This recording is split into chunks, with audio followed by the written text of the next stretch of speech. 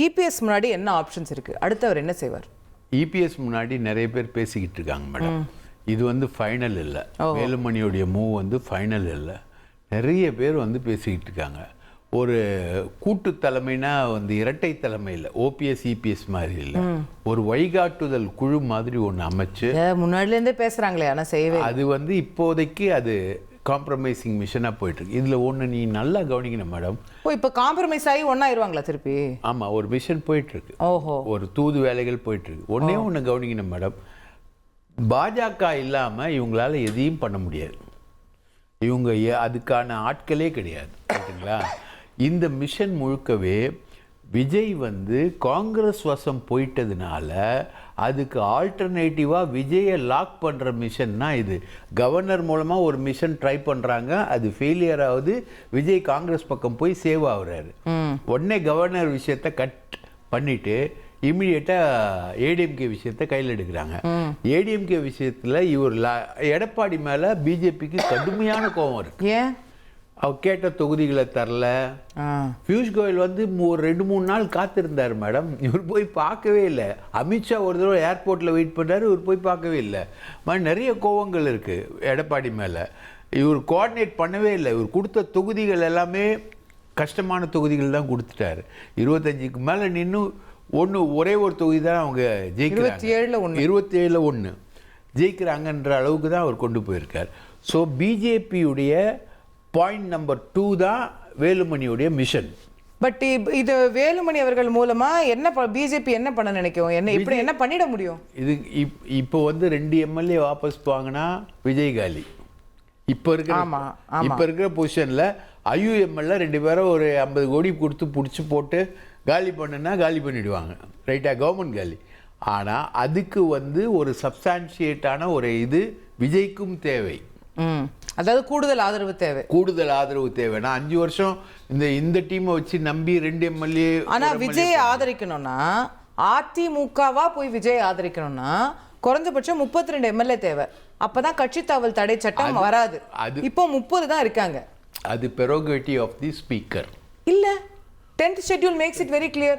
2/3 majority வந்து போனா அது வந்து கட்சி தாவல்ல வராது.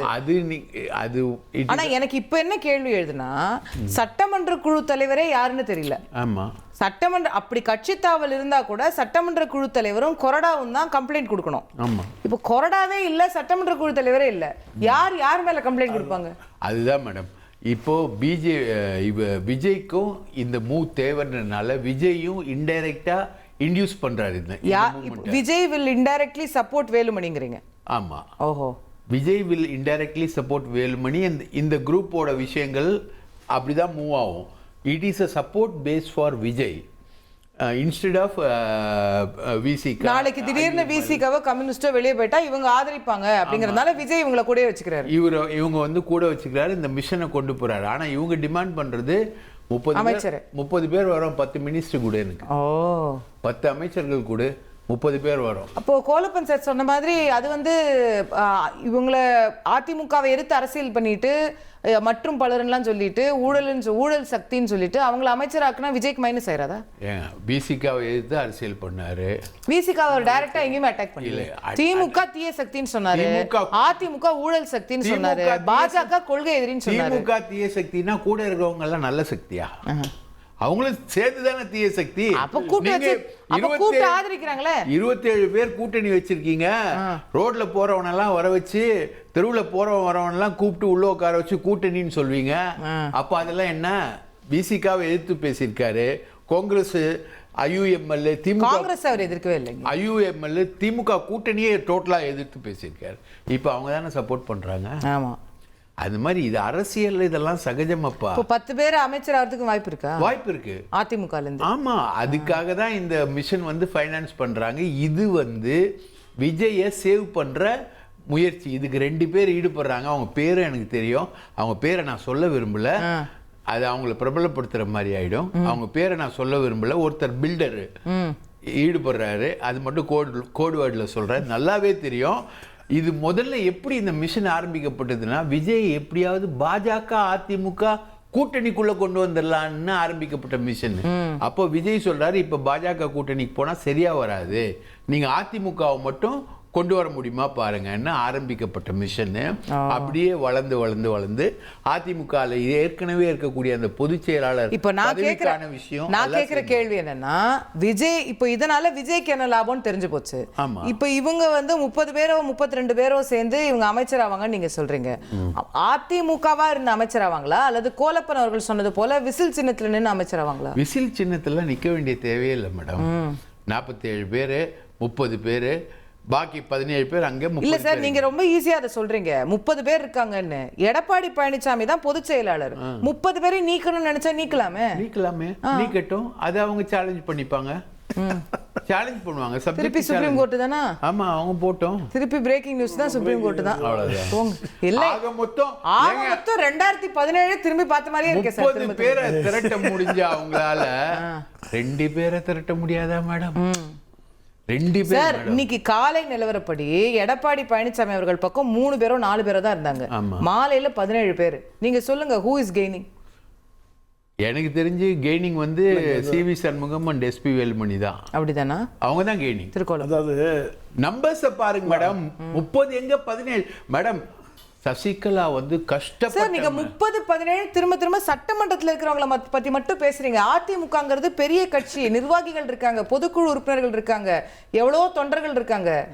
தலைமை தேர்ந்தெடுக்கிறது அவ்வளவு ஈஸி கிடையாதுல்ல மேடம். எடப்பாடி பழனிசாமியோடைய தலைமை வந்து ஃபார்மிடபிள், நான் ஒத்துக்கிறேன், அதை நான் இல்லைன்னு சொல்ல. உங்களுடைய வாதம் வந்து கரெக்ட், பல பொதுக்குழுக்களால் நிரூபிக்கப்பட்ட ஒரு உண்மையும் கூட, அது நான் இல்லைன்னு சொல்ல. ஆனா இங்க இருக்கக்கூடிய லீடர்ஸ் யார் யாரு? நத்தம் விஸ்வநாதன், விஜயபாஸ்கர், அது மாதிரி நிறைய பேர் இருக்காங்க மேடம். லைனா நாட் ஓன்லி சிவி சண்முகன்ற ஒரு மனுஷன் இல்ல, வேலுமணின்ற ஒரு மனுஷன் இல்ல, நிறைய பேர் இருக்காங்க. இவங்க எல்லாம் ஜெனரேட் ஆகி வரும்போது இப்ப இபிஎஸ் மாற்றப்படுவாருங்கிறீங்க? கண்டிப்பா மாற்றப்படுவார். மாற்றப்படுவதற்கான வாய்ப்புகள் அதிகம். அவருக்கு பதில் ஒரு வழிகாட்டும் தலைமை அமைக்கப்படும்ன்ற மாதிரி தான் சூழல் இருக்கு. ஓகே, திரு கேசிபி அப்படிதானா?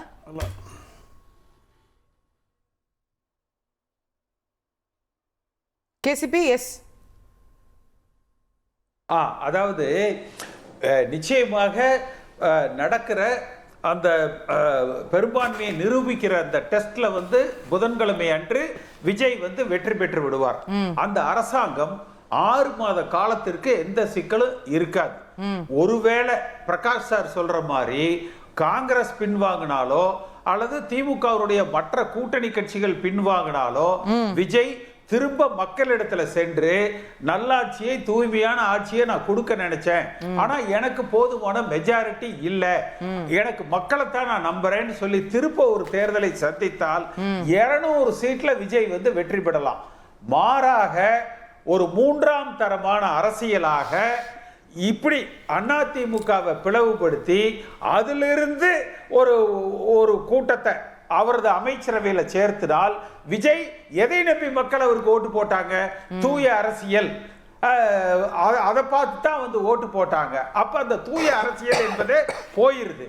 அடுத்து இவர்கள் விஜயை காப்பாற்ற போகல, தங்கள் பொருளாதாரத்தை வளர்த்துக் கொள்வதற்காக அங்க போய் இணையணும் என்று நினைக்கிறாங்க. தமிழ்நாட்டை வளப்படுத்த போகல, அவர்களை வளப்படுத்திக் கொள்வதற்காக அங்க போறாங்க. அப்ப இந்த கூட்டம் உள்ள போற பொழுது அவரது தூய அரசியல் நோக்கம் என்பது சிதைக்கப்பட்டு நிச்சயமா விஜய் அவரது அரசியல் எதிர்காலம் சிதைக்கப்படும். பிரகாஷ் அதே மாதிரி கோலப்பன் சொன்ன மாதிரி அநேகமா நாளைக்கு சில நீக்கங்களை எடப்பாடி பழனிசாமி அறிவிப்பதற்கு அதிக வாய்ப்புகள் வந்து இருக்கு. அதற்கான ஹிட்ட கோலப்பன் கொடுத்தாரு. நாளைக்குள்ள அந்த அறிவிப்பு. ஆனா இப்ப உதாரணத்துக்கு வேலுமணி அவர்களை கட்சி விட்டு நீக்கிறாருன்னு வைங்களேன், ஒண்ணு கோலப்பன் சொல்றது மாதிரி அவங்க அடுத்து கோர்ட்டுக்கு போவாங்க, இது ஒரு பெரிய கேஸா போய்கிட்டே இருக்கும். ரெண்டாவது, அப்படி நீக்கிறது செல்லும் எடுத்துக்கிட்டாலும் நீக்கிறது செல்லும் எடுத்துக்கிட்டாலும் வர கேள்வியை முடிக்கிறேன். அப்படி நீக்கிறது செல்லும் எடுத்துக்கிட்டாலும் அவர் இண்டிபெண்டன்ட் எம்எல்ஏ ஆயிருவாரு. he will be free to support Vijay. இல்ல எப்படி இருந்தாலும் எடப்பாடி பழனிசாமிக்கு பொறுத்த வரைக்கும் ஒன்னே ஒண்ணுதான், அவருடைய பொதுச் செயலாளர் பதவிக்கு ஆபத்து வரக்கூடாது, அவ்வளவுதான். அதனால ஒரு 10 இருந்து 15 பேர் வரைக்கும் நாளைக்கு நீக்கப்படுவதற்கு கூட ஒரு வாய்ப்புகள் இருக்குது. கட்சிக்கு அப்பாற்பட்டு அன்அட்டாச்டு மெம்பர்ஸா அவங்க யாரை போய் ஆதரிக்கிறதுனால ஆதரிங்கன்னு விடலாம். ஆனா விஜயனுடைய கடந்த கால ஒரு அணுகுமுறையை பாருங்க. அதிமுகவோட கூட்டணி என்பது போல தோற்றங்கள் ஏற்படுகிற வரை அவர் அமைதியாக இருந்தார். எல்லாரும் ஆயிடுச்சு, கூட்டணி ஆயிடுச்சுன்னே நினைச்சாங்க. ஆனா கடைசியா வந்து அவர் கார்ட்ஸ் ஓபன் பண்ணும் பொழுது நெகட்டிவா வந்து பண்ணார். இவங்களை எல்லாம் செய்ய விட்டுட்டு நடுத்தெருவுக்கு வந்ததுக்கு அப்புறமா இந்த ஊழல்வாதிகளை நான் இணைத்துக் கொள்ள மாட்டேன் என்று அவர் அறிவித்தாலும் ஆச்சரியப்படுவதற்கு இல்லை. ஆனானப்பட்ட செங்கோட்டையன் யாரு? 77 இருந்து வந்த சட்டமன்ற உறுப்பினர், முந்தா நாள் அரசியலுக்கு வந்தவர். ஆதவ அர்ஜுனாவிலிருந்து 2 கேடர் தாண்டி 4ஆம் இடத்துல நிக்கிறார். அப்ப இவங்க எல்லாம் எங்க நிப்பாங்கன்னு பாருங்க. அதனால அதற்கெல்லாம் வாய்ப்புகளே வந்து இல்ல. அடுத்து எடப்பாடி பழனிசாமி செய்த மிகப்பெரிய வரலாற்று பிழை லீமா ரோஸ உடனே கட்சியில சேர்த்து உடனே சீட்டு கொடுத்தது. நான் மற்றவங்களாட்ட இன்னைக்கு சொல்லல, கட்சியில சீட்டு கொடுத்த அன்னைக்கே, அந்த அம்மாவை கட்சியில சேர்த்துன அன்னைக்கு அதை எதிர்த்து பதிவு போட்டேன். 10 லட்சம் அதிமுக தொண்டர்கள், இன்னைக்கே Facebookல போய் பாருங்க, இருக்கு, ட்விட்டர்ல இருக்கு. 10 லட்சம் அதிமுக தொண்டர்கள் அதை கண்டித்து பதிவுகளை வந்து போட்டிருந்தாங்க. எடப்பாடி பழனிசாமி அவர்கள் செய்த வரலாற்று பிழை. நிச்சயமாக இந்த குடும்பம் தமிழ்நாட்டில் மீண்டும் ஒரு லாட்டரி வியாபாரத்தை, அரசியல் களத்தை ஒரு வியாபார களமாக, சூதாட்ட களமாக மாற்றுவதற்கு எல்லா கட்சிகளிலும் ஊடுருவி முயற்சி செய்து கொண்டிருக்கிறார்கள். திரு விஜய் அவர்கள் அதுல ஜாக்கிரதையா இல்லைன்னா நிச்சயமாக அவரது கட்சியினுடைய எதிர்காலம் பாதிக்கப்படும். இது போல 10 பேர் சேர்ந்தா உடனே தலைமை மாற்றம், 10 பேர் சேர்ந்தா பிளவு, இது வரக்கூடாது என்பதற்காகத்தான் அம்மா மரணத்துக்கு பிறகே கூட தலைமை என்பது அடிமட்ட அதிமுக தொண்டர்களால, அதாவது leader should be by the cadre, இதைத்தான் எம்ஜிஆர் உருவாக்கி வைத்தார். அதனாலதான் நான் அன்றைக்கிலிருந்து தொண்டர்களால தலைமை ஏற்படுத்தப்பட வேண்டும் என்று போராடினேன். அதற்கு இவர்கள் எல்லோரும் எனக்கு கொடுத்த பரிசு 7-8 ஆண்டு கால கட்சி விட்டு நீக்கப்பட்டு கைது செய்து சிறையில் அடைத்து இதெல்லாம் எனக்கு பரிசா கொடுத்தாங்க. இன்றைக்கு அதனுடைய விளைவுகளை இவர்கள் அனுபவிக்கிறாங்க. 1,28,00,000 மனங்களை வென்ற தந்தை டிவி யூடியூப் சேனல். தவிர்க்க முடியாத தம்ப்நெயில், கலக்கலான கான்டென்ட்ஸ். நீங்களும் இந்த குடும்பத்தில் இணைய இப்பவே சப்ஸ்கிரைப் பண்ணுங்க. அசுரபலம் கொண்ட எங்கள் டிஜிட்டல் கரங்களில் உங்கள் விளம்பரங்களை சேர்க்க வாட்ஸ்அப் பண்ணுங்க. 8939888378. Email advttv@dttv.in.